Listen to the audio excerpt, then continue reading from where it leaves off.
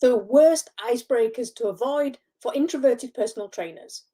Hey, Sensei Sarah here, and I'm back with another incredible insights episode for every introverted personal trainer who has ever felt uncomfortable or awkward starting conversations with potential clients, their peers, or even on social media.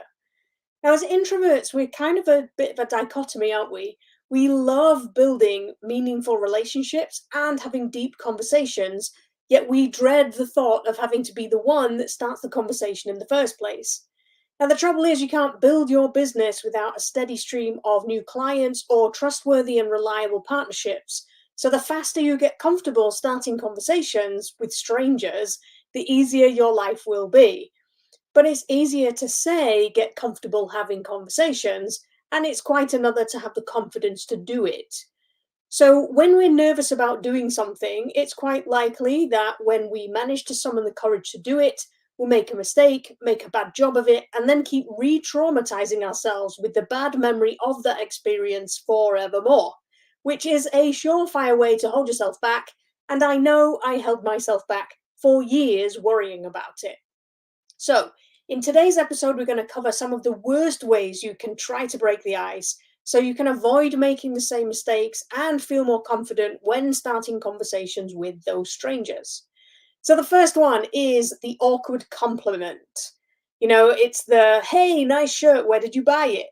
And while paying someone a compliment might seem like a friendly approach, it can easily backfire if executed awkwardly, and instead of making a genuine connection, you might unintentionally come across as insincere or even superficial. So, if you're going to go down that road, then a better way to do it is to say something like, I like your shirt, and leave it at that. But even this isn't a great choice because when that happens, you know, the person might just say thanks. And then where are you? What do you say then? It just leaves you back at square one with nothing interesting to say. So the second one is the minimal conversationalist. Now, I'm sure, like me, you've had many direct messages on social media where the person trying to make a connection with you simply sends a one word message, hi. And that's the entire message. And this drives me crazy. In my brain instantly jumps to who are you and what do you want? And I'm sure it's not just me. And the problem is that once those barriers have gone up, you have to work twice as hard to get them to come down again, which is not an ideal way to develop a great relationship with someone. Not only is this a frustrating and difficult way to start a conversation, but it kind of smacks of desperation, awkwardness, and low confidence as well. So, number three is the small talker. And this one is similar in nature to the awkward compliment, but much more deadly for introverts. So, starting a conversation with a topic that you find tedious or mundane, like the weather, can open a can of worms if you end up stuck in a 20-minute conversation with someone who loves to talk. Now, these types of conversations are not only time consuming and emotionally draining, but there's a real danger that somewhere along the line you'll lose concentration and your mind will wander, which can give the impression that you're not really listening, which is not a true reflection of you and your skills at all. So, number four is the monopolizer. Now, we've all encountered those people who seem to have an insatiable need to share every intricate detail of their lives without stopping to breathe. And if you want to develop a lasting relationship with someone, they don't need to know everything about your life in the first 5 minutes of meeting you, because this often leaves people feeling overwhelmed. And although it seems quite an unlikely way to begin a conversation for introverts, you'd be surprised at how many of us fall into the trap of running our mouths when we get nervous. So, number five is the judgmental critic. Now, this is what I like to call judgy McJudge face. And it easily happens when we're trying to fit in with a group and we hear them being judgmental about somebody else.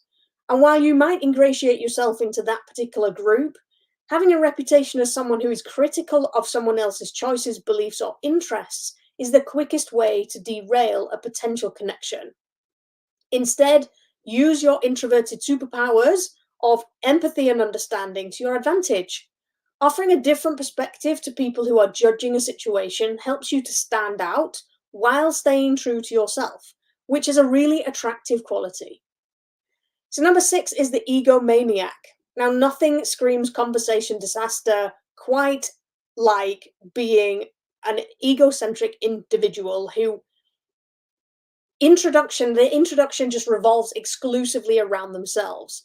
Now, some introverted trainers can feel the pressure to prove their knowledge or expertise around new people and therefore find themselves falling into the trap of talking about themselves all the time. Now, of course, sharing a little of your story when the conversation calls for it is a great way to bond with people, but try not to go overboard. So, number 7 is the instant friendship seeker. Now, approaching a new person with an overwhelming intensity, as if you have shared a deep bond for years, can make them feel overwhelmed. Now, I remember being on a snowboarding holiday with my partner Pete about 15 years ago in Bulgaria when one of the touts for the local bar came running up to Pete and gave him a big hug. Now, never met this guy before in our lives, and poor Pete did not know what was happening. He didn't know what the guy was going to do, which made him really, really nervous. Now, I know it's not likely that you'll give your next potential client a huge bear hug, but trying to be overly friendly to cover up your anxiety often backfires, which leaves you coming across as slimy or worse, untrustworthy. Now, the art of connection is built on gradual exploration and building trust over time. Allowing relationships to develop organically with the understanding that true connections are nurtured as they deepen over time. So start small and just get to know people. That little bit, little bit, little bit. So now the last one is the negativity peddler. So while venting and sharing personal struggles are important aspects of connecting, it's also important not to dwell on them too much. You don't want to come across as someone who complains all the time because that's a real connection killer. Nobody wants to be around the person that's just constantly moaning. And they say that what you focus on expands. So if you focus your conversations on negativity, you'll attract people who also love complaining. And I'm sure you do not want a bunch of clients like that because they're just really hard work and it brings you down too. So now that you know what to avoid, let's talk about what you can do instead.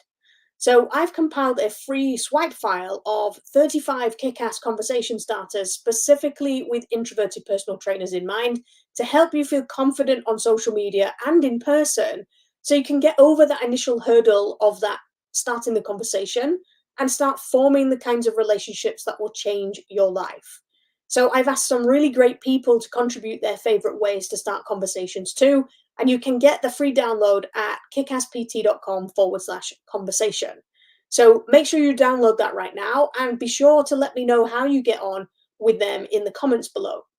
So that's all I have for this week. Remember, if you liked this video, please give it a like or a share so that more introverted trainers can see it too. Thanks for watching. I'm Sensei Sarah, and I'll see you on the next episode.